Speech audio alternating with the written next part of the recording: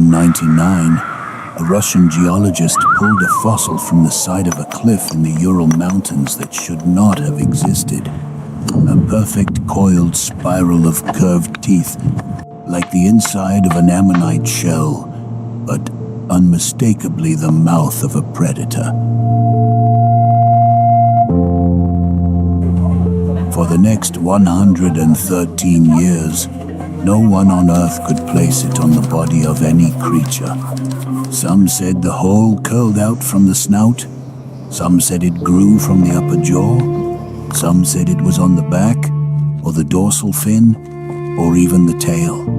Every textbook of the early 20th century drew it differently. This is the story of Helicoprion, the buzzsaw shark that should not exist, and the fossil that sat in a museum drawer for 63 years holding the answer.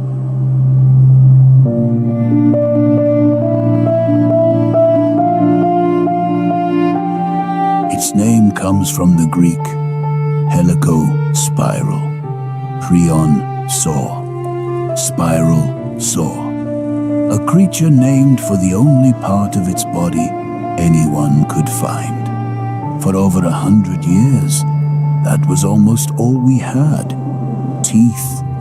Helicoprion was a cartilaginous fish, distantly related to modern sharks, but not actually a shark itself. It belonged to a separate evolutionary branch of fish called the Holocephali, whose only living descendants today swim the cold, deep oceans of our planet, mostly unseen. We call them chimeras, ratfish, ghost sharks.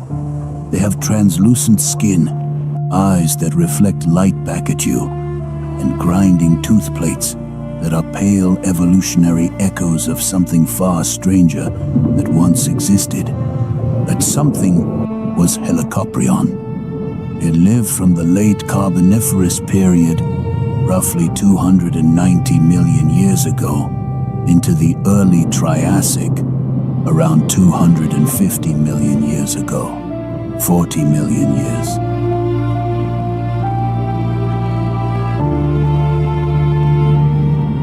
To put that in perspective, the dinosaurs ruled Earth for about 175 million years. Helicoprion's reign was shorter by comparison, but no human civilization in history has lasted even 1/10,000th as long. Estimates of its size vary, because we have almost no body fossils. Cartilage rarely preserves. What we have is teeth. The largest known tooth whorl, designated specimen IMNH 49382, measures 56 centimeters across, about the diameter of a car tire.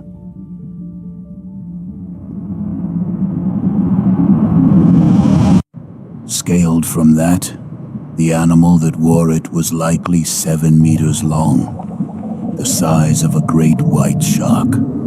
Some specimens may have reached 9 meters, possibly larger. But here is where the story bends. Helicoprion was named for its teeth, catalogued for its teeth, studied for its teeth. For 113 years, that is all we had, and we could not figure out where they went.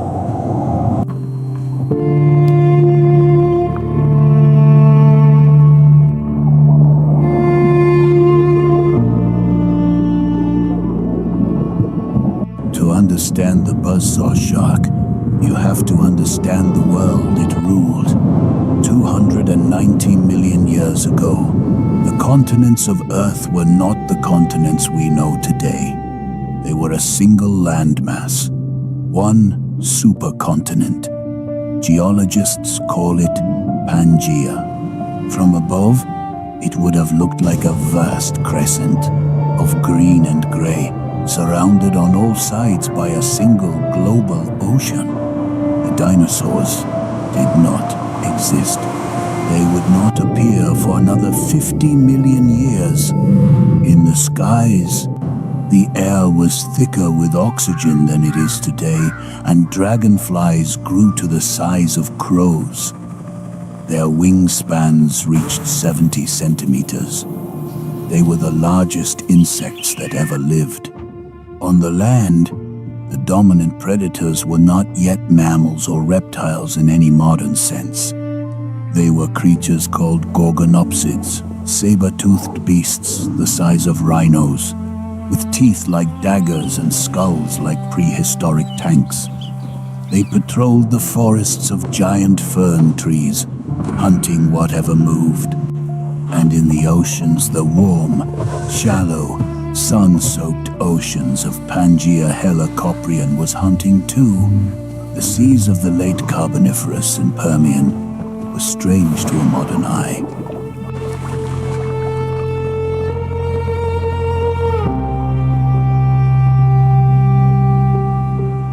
Ammonites, the spiral-shelled cephalopods, drifted in their millions, ranging from the size of a coin to the size of a wagon wheel. Nautiloids glided through the water columns. Belemnoids, squid-like predators with internal shells, hunted in pulsing schools. Primitive sharks circled below. Helicoprion patrolled this world from one end of the supercontinent to the other. We have found its fossils in what is now Russia, in Idaho, in Wyoming, in Australia, in China, in Iran, in Mexico, in Norway. Wherever the warm, shallow seas of Pangaea reached, the buzzsaw shark went. It swam through this world for 40 million years. It outlasted entire ecosystems.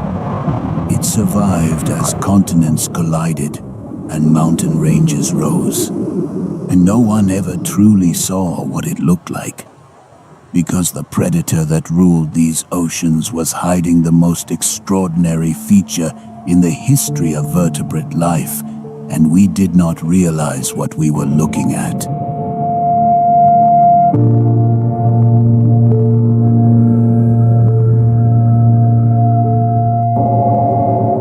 This is the part of the story that should not be possible. When Karpinski pulled the first haul from the cliff face in 1899, it looked like a fossilized fern, a spiral of curved blades, perfectly preserved but with no skull, no jaw, no body anywhere near it, just the spiral. He took it back to St. Petersburg and began to study it. He concluded reasonably, for the time, that the spiral curved out from the upper jaw, projecting forward like some kind of strange ornament or weapon. He published his findings. The world had its first picture of Helicoprion. It was wrong. Over the next several decades, paleontologists tried to fit the world somewhere, anywhere on the body. Some proposed it sat on the snout, like a unicorn's horn. Others argued it curled along the back, behind the head, like a strange dorsal fin. A few suggested it was a tail, used for slashing prey. By the 1950s, you could find Helicoprion drawn 5 different ways in 5 different scientific journals, and each reconstruction had its defenders. The problem was simple, and it was insurmountable. Helicoprion's skeleton was made of cartilage. Cartilage almost never preserves. What survives in the fossil record is mineralized bone, teeth, hard shells. So we had teeth in spectacular detail. We had nothing else. It was like trying to draw a complete human portrait from a set of fingernails. But here's the problem that no one could solve. Wherever the whorl was placed on the body, the reconstructions did not work mechanically. Whorls on the snout would not have allowed the jaw to close. Walls on the back served no clear purpose. Walls on the tail would not have functioned as predator anatomy. The animal could not have lived the way the textbooks drew it. For most of the 20th century, Helicoprion was a footnote, a paleontological curiosity, a mystery shelved. In 1950, a phosphate mine near Montpelier, Idaho, produced an extraordinary specimen. The miners did not know what they had. The fossil was catalogued into the collection of the Idaho Museum of Natural History under the designation IMNH 37899. They nicknamed it Idaho 4.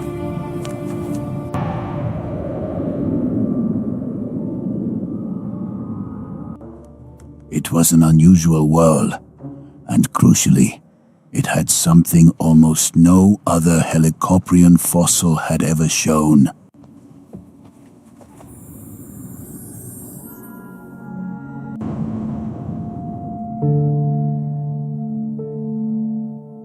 Preserved cartilage.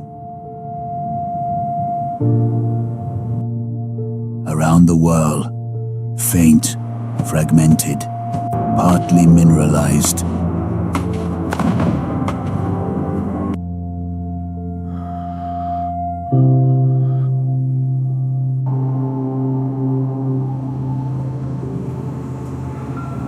The answer was inside that fossil, but no one could see it. For 63 years, Idaho 4 sat in the museum collection. It was studied in the 1960s by a Danish paleontologist named Bendix Almgreen.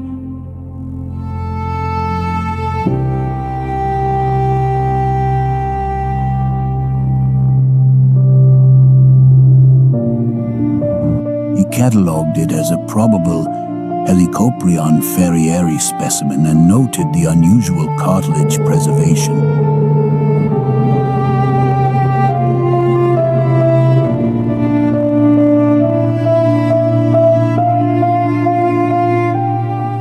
There was no way to see inside the rock without destroying the fossil. The technology to look inside a stone, layer by layer, without breaking it, did not yet exist. It would not exist for another 20 years. In the 1970s, a medical technology called computed tomography, CT scanning, was developed for imaging the human body. By the 1990s, it had become more refined. By the 2000s, paleontologists were beginning to use it on rare, fragile fossils that could not be opened any other way. In 2013, a team at Idaho State University, led by paleontologist Leif Tapanila, put Idaho 4 into a CT scanner. What came out of that machine ended 113 years of speculation. The whirl was not on the snout. It was not on the back. It was not on the tail. It was inside the lower jaw. The entire mandibular arch, the lower jaw of Helicoprion, was the hall. The teeth ran along the midline of the jaw, supported by lateral cartilage on either side. As the animal grew, new teeth emerged at the back of the spiral. Older teeth rotated forward and down, pushed deeper into the curl. The teeth never fell out. They never shed. They accumulated for the entire life of the animal into a perfect spiral that sat hidden inside the mouth. When the jaws closed, the front-facing teeth in the whirl sliced upward against the upper jaw, like a rotating saw blade pressed against a hard surface. Helicoprion was not strange. It was elegant. The whole was not a weapon mounted on the outside of the body. It was a built-in, self-sharpening cutting machine, hidden inside the mouth, designed for one specific purpose: to slice soft-bodied prey in half.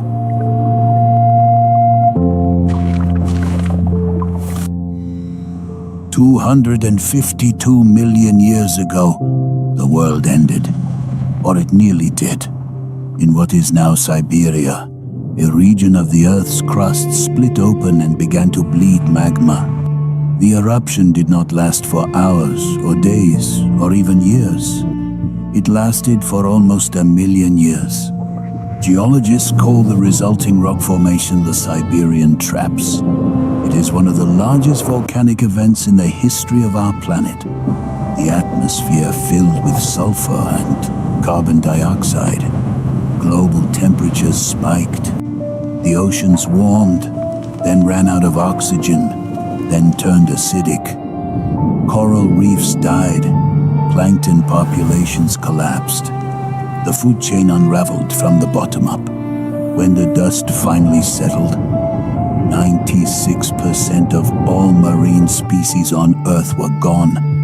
70% of land vertebrates were gone. Whole categories of life, the trilobites, that had ruled the oceans for 300 million years, most of the corals, most of the cephalopods, vanished.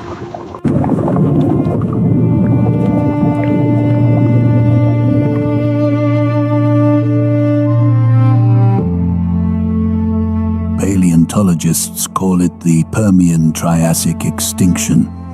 The popular name is the Great Dying. It is the worst mass extinction event in the 4.5 billion year history of our planet. Most of the apex predators of the Permian seas died. The placoderms were already gone. The early sharks were devastated. The marine reptiles had not yet evolved.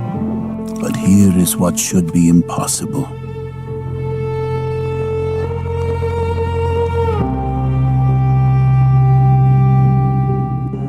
Helicoprion lived through it. The buzzsaw shark, perfectly evolved for a world that was now ash and acid, somehow survived the worst extinction event Earth has ever seen.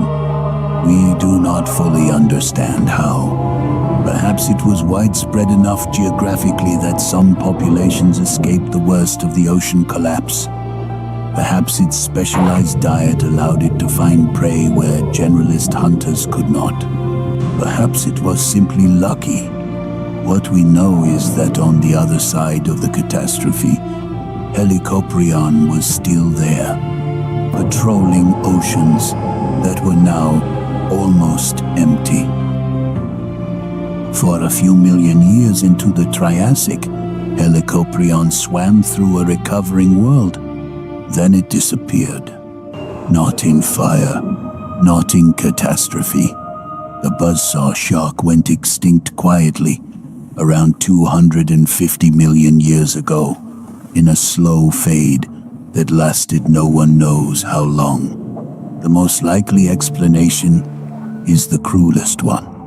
Helicoprion was a specialist. The whole had taken millions of years to evolve, and it was perfectly designed for one specific job: slicing soft-bodied cephalopods in half. Ammonites, nautiloids, belemnoids. The Permian-Triassic extinction had devastated the cephalopods. Most lineages were gone. The few that survived began to evolve in new directions. Some grew tougher shells, some got faster, better at escaping. Some shifted to deeper waters. The buzzsaw was no longer the right tool, and the new ocean was filling up. Modern shark groups began to diversify. Early ichthyosaurs, marine reptiles, entered the seas. Generalist predators that could eat anything started to outcompete specialists that could only eat one thing. Helicoprion did not die in a war. It did not lose to a single rival. It was outcompeted, slowly, by a world that had moved on. The most efficient cutting machine in the history of vertebrate life lost its job, and then it was gone.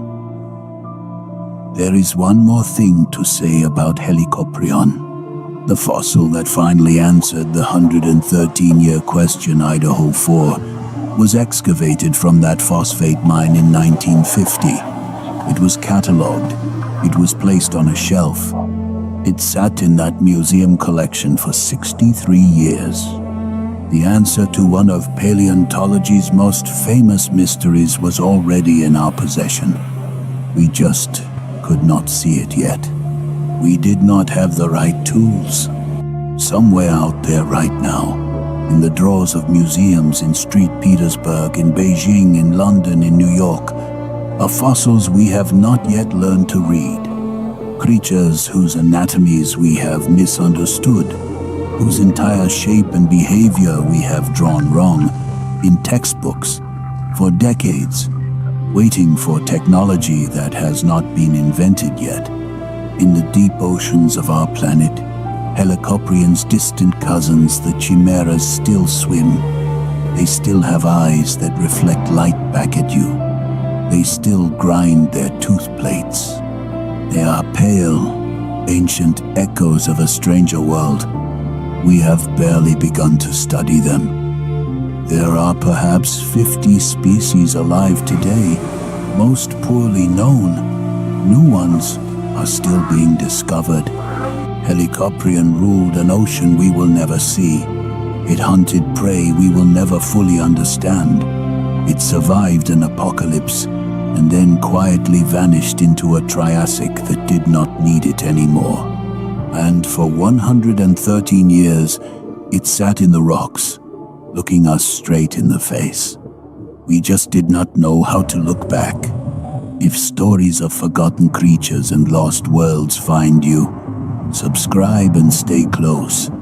There are more of them. The Earth has been rehearsing extinction for a very long time.